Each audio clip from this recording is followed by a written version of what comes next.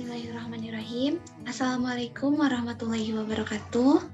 Rabbi shrahli sodri wa yassirli amri wahlul 'uqdatam min lisani yafqahu qawli, amma ba'du.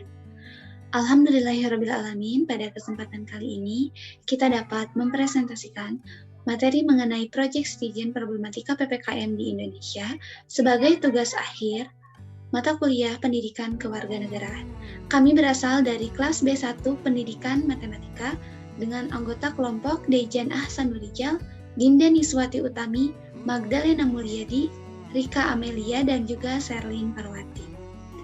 Baik, untuk mengefektifkan waktu, marilah kita masuk ke materi yang pertama, yaitu mengenai pengertian PPKM dan juga identifikasi masalah. Kepada Teh Sherlyn, dipersilahkan. Yang pertama, saya akan membahas mengenai apa itu PPKM dan singkatan dari PPKM itu sendiri seperti apa. Sejak kita tahu, sekarang ini pemerintah tengah memberlakukan kebijakan PPKM, yaitu pemberlakuan pembatasan kegiatan masyarakat, yaitu kebijakan pemerintah Indonesia sejak awal tahun 2021 untuk menangani pandemi COVID-19 di Indonesia. Sebelum pelaksanaan PPKM yang terjadi saat sekarang ini, pemerintah telah melakukan pembatasan sosial berskala besar atau PSBB yang berlangsung di sejumlah wilayah di Indonesia. PPKM berlangsung di beberapa wilayah yang menjadi titik penyebaran infeksi COVID-19, yaitu di Pulau Jawa dan Bali. Pada awalnya, pemerintah menggunakan pembatasan sosial berskala besar atau PSBB yang mulai berlaku pada 17 April 2020 lalu. Kemudian, pemerintah memberlakukan PPKM Jawa Bali, lalu diganti menjadi PPKM Mikro sejak Februari 2021. Kemudian, karena adanya lonjakan kasus COVID-19 yang terus naik, akhirnya Presiden Jokowi memutuskan penetapan PPKM darurat hingga tanggal 25 Juli 2021 mendatang. Aturan PPKM darurat ini muncul karena melonjaknya jumlah kasus COVID-19 setiap hari. PPKM darurat merupakan pembatasan dengan cakupan daerah lebih luas yang masih memungkinkan masyarakat untuk beraktivitas secara terbatas di luar ruangan. PPKM darurat menekan jam produktif di berbagai tempat kegiatan ekonomi, mengatur mobilisasi masyarakat, dan pelaksanaan kegiatan ekonomi lainnya. PPKM darurat ini tidak bisa disamakan dengan lockdown, karena pemerintah masih memperbolehkan masyarakat melakukan perjalanan luar daerah dengan syarat masyarakat sudah divaksinasi dan menyertakan hasil swab PCR. Peraturan pemberlakuan lockdown memang akan menghambat perekonomian, tetapi akan memperlambat juga laju penularan COVID-19 di Indonesia saat ini. Namun, pemerintah mempunyai pertimbangan sendiri, yaitu dengan diadakannya PPKM darurat.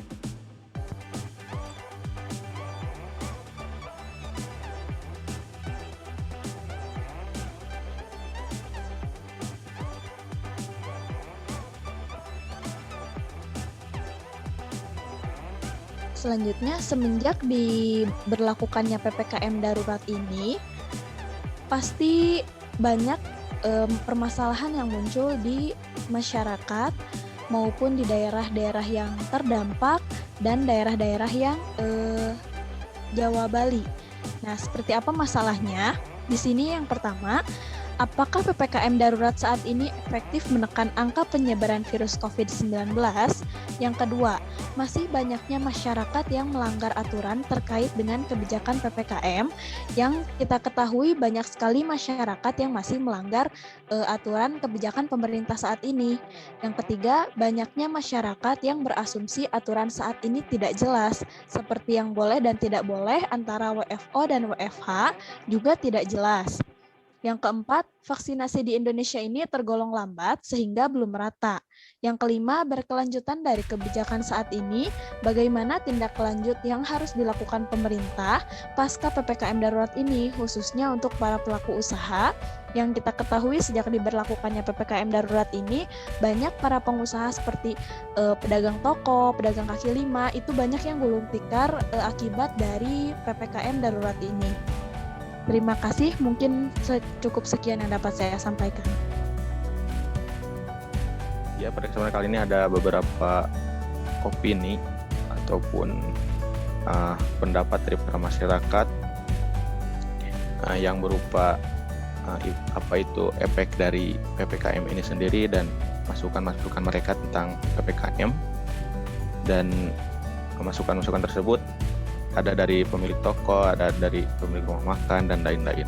Dan di sini ada dari pemilik toko mengatakan, kami terpaksa menutup toko dikarenakan kondisi yang sepi pembeli, sedangkan kebutuhan hidup harus tetap terpenuhi.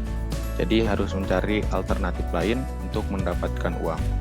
Lalu ada dari pemilik rumah makan, pemberlakuan PPKM menyebabkan terputusnya lalu lalang masyarakat. Hal ini menyebabkan penurunan omset, banyak makanan yang tidak habis dalam sehari. Jadi kami memilih untuk menutup rumah makan. Selanjutnya ada dari pengelola kebun binatang. Dengan adanya pemberlakuan PPKM membuat pengunjung turun drastis, sedangkan kebutuhan makan satwa setiap harinya tidak berkurang.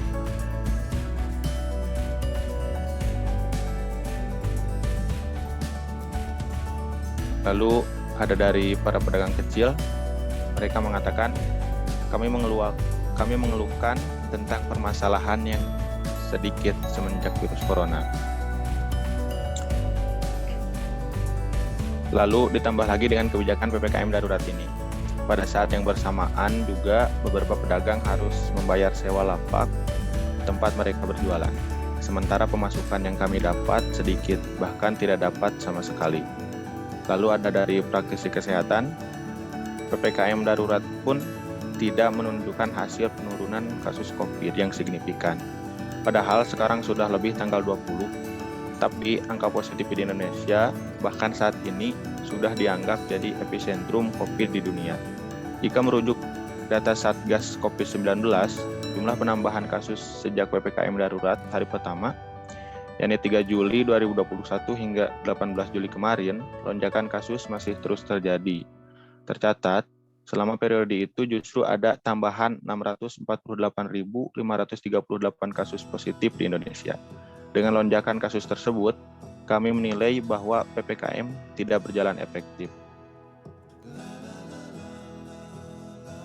Lalu yang selanjutnya ada dari pedagang kaki lima, PPKM kurang efektif apabila lanjut lagi. Mungkin harus dipikirkan cara lain untuk menekan kasus COVID-19 ini. Salah satunya dengan diperkuat di lingkungan, seperti RT, RW, untuk lebih mengawasi warganya. Dan PPKM ini kan menurut saya tidak efektifnya memerlukan tenaga dan biaya yang lumayan besar. Lalu ada juga pendapat dari masyarakat setempat, efek perpanjangan PPKM darurat justru akan membuat masyarakat semakin kesulitan. Masih banyak warga yang perlu menyambung hidup dengan mengendalikan pemasukan harian. Lalu yang selanjutnya ada dari aparat kepolisian. Karena segala sesuatu dibatasi, selama PPKM mikro darurat diterapkan, ada 1.706 pelanggaran yang terjadi. Pelanggaran terbanyak di pedagang kaki lima, sebanyak 731. Area publik 350 pelanggaran, dan pertokoan 260 pelanggaran. Penerapan PPKM mikro darurat dalam beberapa hari ini memang belum optimal. Masih banyak masyarakat yang melanggar aturan yang sudah diterapkan. Oke, mungkin itulah beberapa opini dari para masyarakat. Dan kembali lagi kepada moderator. Baik, untuk selanjutnya kita masuk ke materi kebijakan permasalahan. Adapun kebijakan permasalahan yang dapat diambil, yang pertama, kebijakan dalam pemberlakuan PPKM harus dibarengi dengan suara rakyat dari berbagai lapisan. Yang kedua, dalam pelaksanaan PPKM harus saling gotong royong, jangan saling menyalahkan. Pemerintah harus legowo dalam mendengar aspirasi dari masyarakat dan diupayakan aspirasi tersebut dilaksanakan sebagaimana mestinya. Yang keempat, dalam pelaksanaan PPKM harus ada kolaborasi yang baik antara pemerintah, pelaku UMKM, dan warga masyarakat. Serta yang terakhir, harus segera dicari alternatif lain agar PPKM segera diakhiri. Karena dampak dari PPKM ini banyak sekali perusahaan merugi dan juga pemerintah. Selanjutnya di sini kami merumuskan kebijakan kelompok yang dapat diambil. Pertama, Usulan pola PPKM di Indonesia harus segera direvisi agar ada hasil yang signifikan dalam upaya penanganan COVID-19. Yang kedua, vaksinasi dilaksanakan secepat mungkin dan merata jika hal itu dinilai sebagai cara efektif untuk menekan penyebaran COVID-19 di Indonesia. Yang ketiga, masyarakat harus disiplin mematuhi protokol kesehatan sehingga PPKM bisa ditiadakan. Yang keempat, pemerintah harus lakukan evaluasi dan improvisasi dalam penanganan COVID-19.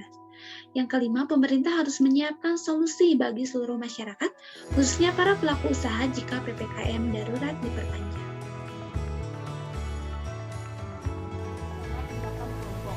Yang pertama, kami mengajak sekitar kami untuk menyadari pentingnya vaksinasi untuk menekan penyebaran virus COVID-19.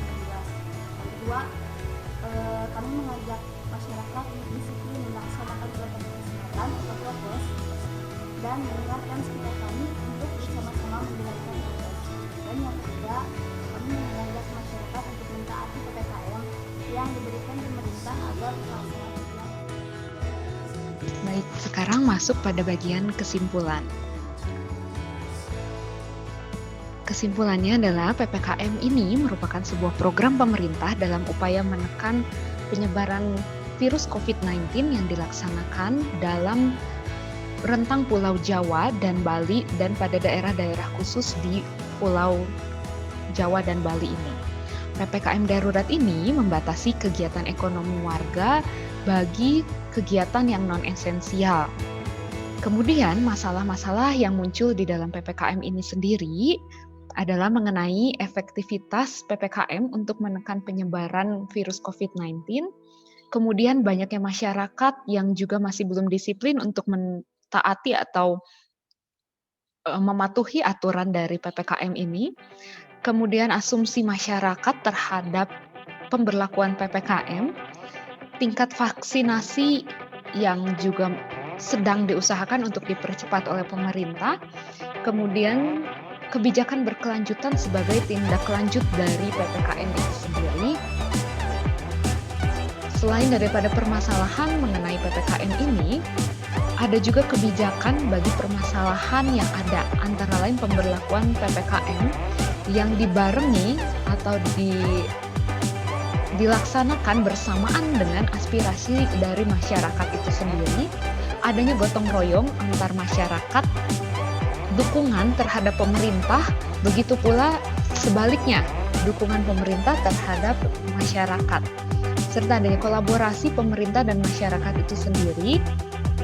Lalu juga alternatif dari PPKM ini. Nah, selain itu terdapat pula kebijakan kelompok dalam PPKM seperti usulan-usulan untuk PPKM, vaksinasi yang dipercepat, disiplin dan kepatuhan masyarakat, evaluasi pemerintah, dan solusi lain setelah PPKM ini berakhir. Sementara itu, rencana dari tindakan nyata yang bisa kita lakukan adalah mengajak orang-orang di sekitar kita untuk menyadari pentingnya vaksinasi sebagai bentuk upaya untuk menekan penyebaran virus COVID-19. Juga kita harus disiplin dan mematuhi protokol kesehatan dimanapun kita berada. Pemberlakuan 5M itu harus tetap kita jaga sebagai bentuk dari disiplin prokes. Kemudian yang terakhir juga menaati aturan-aturan PPKM. Jika diberlakukan tidak boleh keluar kota atau apapun itu, akan lebih baik jika kita juga menuruti aturan tersebut demi kebaikan bersama. Sekian yang dapat kelompok kami sampaikan, kurang lebihnya mohon dimaafkan. Wabillahi taufiq wal hidayah. Wassalamualaikum warahmatullahi wabarakatuh.